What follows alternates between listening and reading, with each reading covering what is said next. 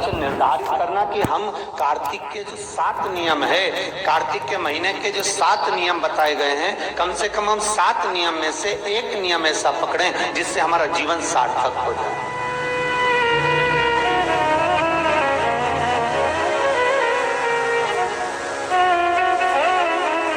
आप भले 7 नियम नहीं कर रहे कार्तिक के, भले एक नियम करो, पर वो नियम हमारा पूर्ण चलना चाहिए, उसकी नियम की पूर्णता पूर्ण होना चाहिए।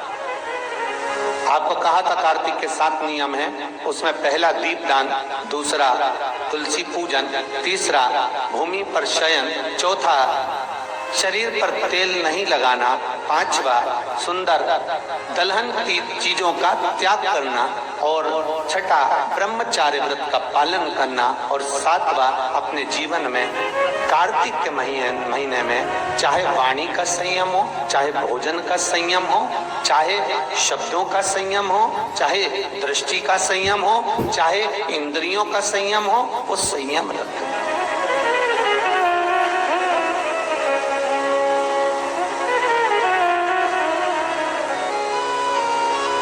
संयम धारण करना। अब हमें ये ज्ञात करना है कि 7 नियम जो कार्तिक के महीने के होते हैं, कार्तिक माहात्म्य में जो 7 नियम बताए गए होते हैं, इन 7 नियम में से कोई एक नियम हम हमारी जिंदगी में उतार लें, कोई एक नियम हमारे जीवन में उतार लें, जिस नियम के बल पर हमें परमात्मा का साक्षीकरण हो जाए।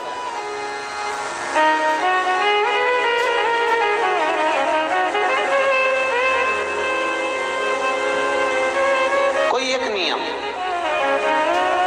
अगर आप दीप दान कर रहे हो कार्तिक के महीने में, प्रतिदिन आपने 1 महीना तक दीप दान करा महाराज,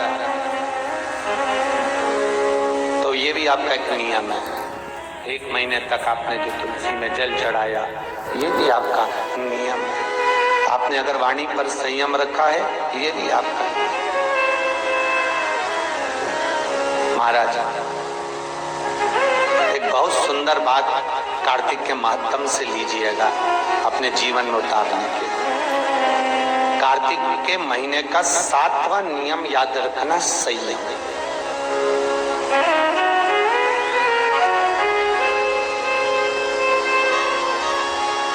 किस समय पर किस चीज का संयम होना चाहिए, ये हमारे